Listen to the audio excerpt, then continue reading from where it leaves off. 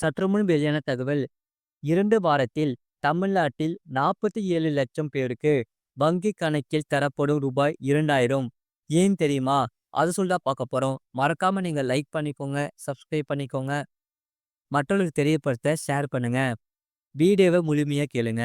அதாவது பிரதமர் நரேந்திர மோடி பிஎம் கிசான் திட்டத்தின் 19வது தவணையை செலுத்த அரசு முடிவு செய்துள்ளது.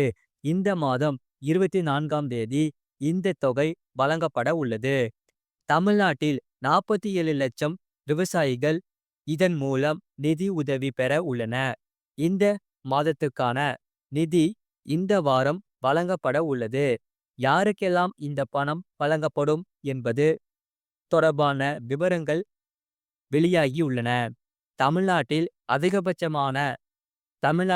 அதிகபட்சமாக திருவண்ணாமலை மாவட்டத்தில் 3.24 லட்சம் விவசாயிகள் இதன் மூலம் பயன் அடைவார்கள். 2019ஆம் ஆண்டு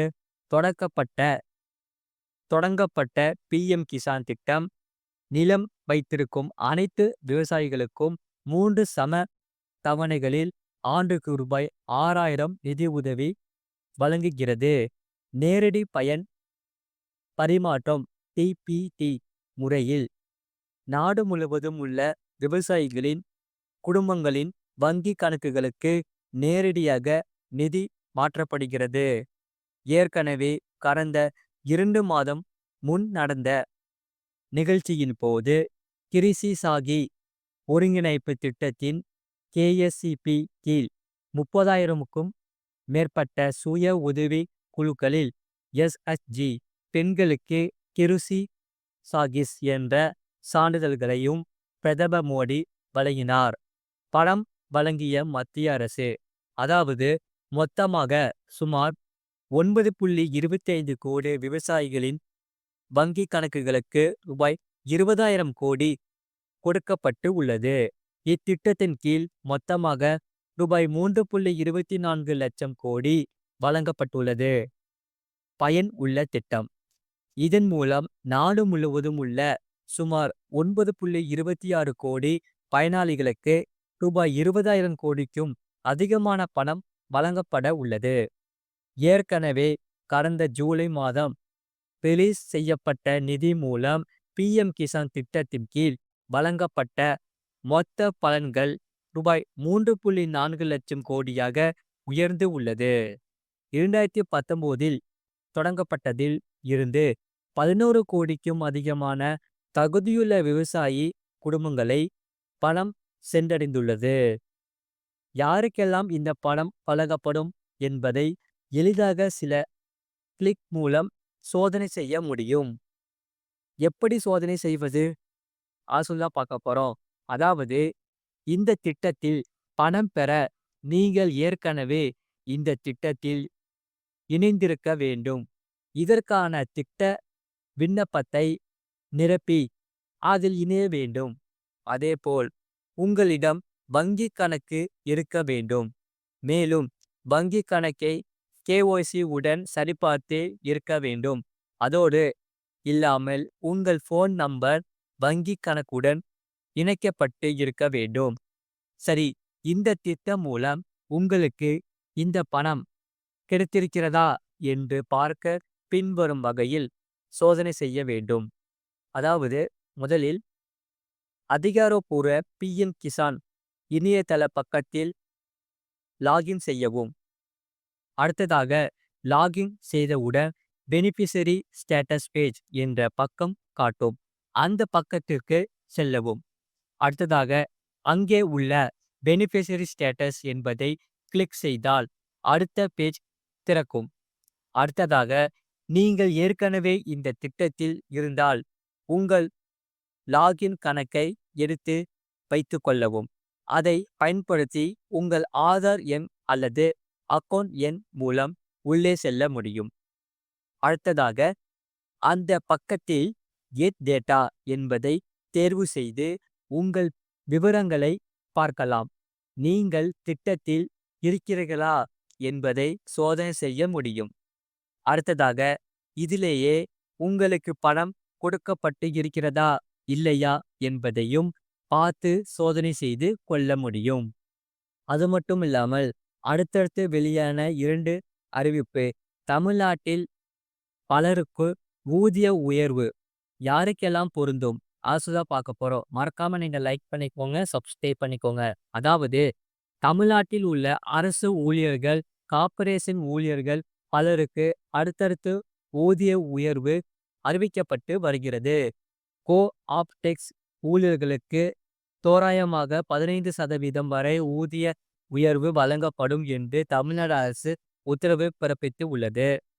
அலுவலக உதவியாளர் முதல் தலைமை பொது மேலாளர் வரை 10 நிலைகளில் பயனாற்றும் கோ ஆப்டெக்ஸ் ஊழியர்களுக்கு 15% வரை ஊதிய உயர்வு வழங்கப்படும் என்று அறிவிக்கப்பட்டு உள்ளது.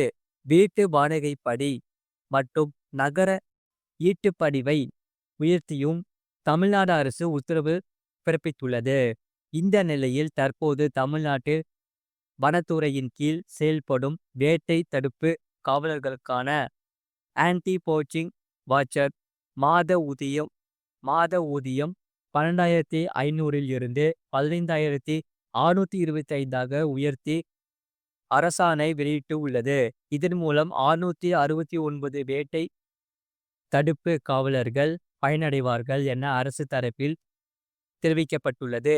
தமிழ்நாட்டில் விரைவில் 8வது ஊதியக்குழு அமலுக்கு வரலாம் என்று கூறப்படும் நிலையில்தான் இந்த அறிவிப்பு வெளியாகியுள்ளது.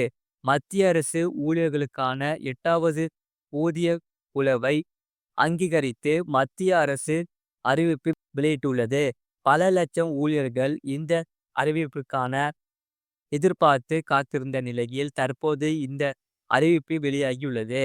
மத்திய அரசு ஊழியர்களின் சம்பளம் மற்றும் ஓய்வூதியதாரர்களின் கொடுப்பனவுகளை மாற்றியமைக்க 8வது ஊதிய குழுவை அமைக்க அரசாங்கம் முடிவு செய்துள்ளது. 8வது ஊதிய குழுவை அமைக்கும் முடிவை பிரதமர் நரேந்திர மோடி பொருளாதார நிபுணர்களுடனான ஆலோசனைக்கு பின் அடுத்ததாக தகவல் தொழில்நுட்பத்துறை அமைச்சர் அஸ்வினி வைஷ்ணவ் தெரிவித்து உள்ளார். 7வது ஊதியக்குழுவின் பதவிக்காலம் 2026இல் முடிவடைகிறது. மத்திய அரசு ஊழியர்களுக்கான 8வது மத்திய ஊதிய குழுவுக்கு பிரதமர் ஒப்புதல் அளித்துள்ளார். ஆணைக்குழுவின் தலைவர் மற்றும் 2 உறுப்பினர்கள் விரைவில் நியமிக்கப்படுவார்கள் என அறிவிக்கப்பட்டு உள்ளது. 49 லட்சம் மத்திய அரசு ஊழியர்களும் 65 லட்சம் ஓய்வூதியதாரர்களும் உள்ளன. இவர்களுக்கு இதன் மூலம் நேரடி மற்றும் மறைமுக பலன் கிடைக்கும். 2025ஆம் ஆண்டில் புதிய ஊதிய குழுவை அமைப்பதன் மூலம் 7வது ஊதிய குழுவின் பதவிக்காலம் முடிவதற்குள் அதன் பரிந்துரைகள் செயலுக்கு வருவது உறுதி செய்யப்படும். மத்திய அரசு ஊழியர்களின் குறைந்தபட்ச சம்பளம் 186% உயரும் என தகவல் வெளியாகியுள்ளது. 6வது ஊதிய குழுவில் 7,000 ரூபாய் அடிப்படை சம்பளம் வழங்கப்பட்டது. 7வது ஊதிய குழுவின் கீழ் ஊழியர்களுக்கு தற்போது குறைந்தபட்ச அடிப்படை சம்பளம் 18,000 ரூபாய் கிடைக்கிறது. 8வது ஊதிய குழுவின் கீழ் குறைந்தபட்ச சம்பளம்.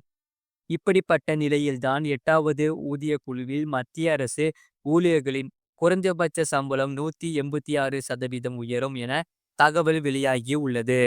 7வது ஊதிய குழுவின் கீழ் 2.57 பிட்மெஸ் காரணி உள்ளது.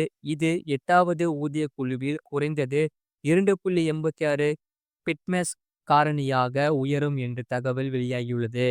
2.86 என்ற பிட்மெஸ் காரணிக்கு அரசாங்கம் ஒப்புதல் அளித்தால் அரசு ஊழியர்களின் குறைந்தபட்ச சம்பளம் 186% அதிகரித்து ரூபாய் 51,048 ஆக இருக்கும்.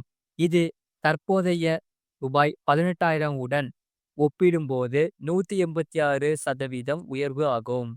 1 கோடிக்கு மேற்பட்ட மத்திய அரசு ஊழியர்கள் மற்றும் ஓய்வூதியதாரர்கள் 8வது மத்திய ஊதிய குழுவை உருவாக்குவதற்கு ஆவலுடன் காத்திருந்தன. இது அரசு ஊழியர்களின் ஊதியம் மற்றும் பிற சலுகைகள் தொடர்பான பல்வேறு காரணிகளை கருத்தில் கொண்டு அதன் பரிந்துரைகளை அரசாங்கத்திடம் சமர்ப்பிக்கும்.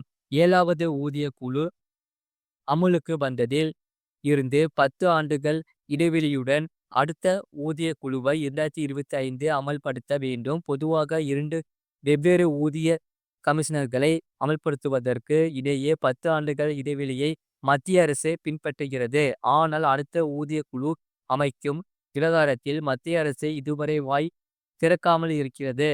லோக்சபா தேர்தல் முடிந்து மோடி 3.0 தலைமையில் 8வது சம்பள கமிஷன் அமைப்பது குறித்த சலசலப்பு வலுத்து வந்த நிலையில் இந்த அறிவிப்பு வெளியாகியுள்ளது. இதுபோக இன்னொரு பக்கம் புதிய பென்ஷன் திட்டத்தில் மாற்றங்களை ஏற்படுத்த மத்திய அரசு முடிவு செய்துள்ளதாக தகவல் வெளியாகியுள்ளன.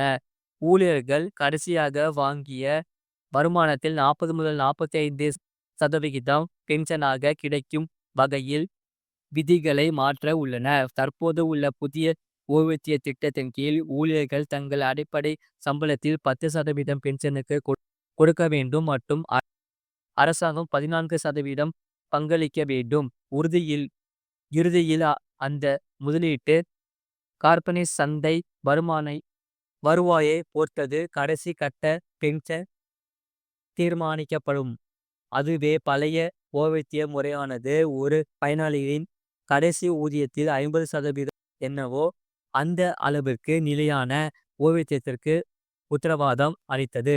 இப்போது புதிய முறையால் கடைசி ஊதியத்தில் 38% என்னவோ அந்த அளவிற்கு மட்டுமே ஓய்வூதியம் கிடைக்கிறது. இந்த நிலையில்தான் புதிய பென்ஷன் திட்டத்தில் மாற்றங்களை ஏற்படுத்த மத்திய அரசு முடிவு செய்துள்ளதாக தகவல்கள் வெளியாகியுள்ளன. ஊழியர்கள் கடைசியாக வாங்கிய வருமானத்தில் 40 முதல் 45% பென்ஷனாக கிடைக்கும் வகையில் விதிகளை மாற்ற உள்ளன. இதுபோன்ற செய்திகளை உடனுக்குடன் அறிந்து கொள்ள மறக்காம சேனலை சப்ஸ்கிரைப் செய்யுங்கள். மற்றவர்களுக்கு தெரியப்படுத்த ஷேர் செய்யுங்கள்.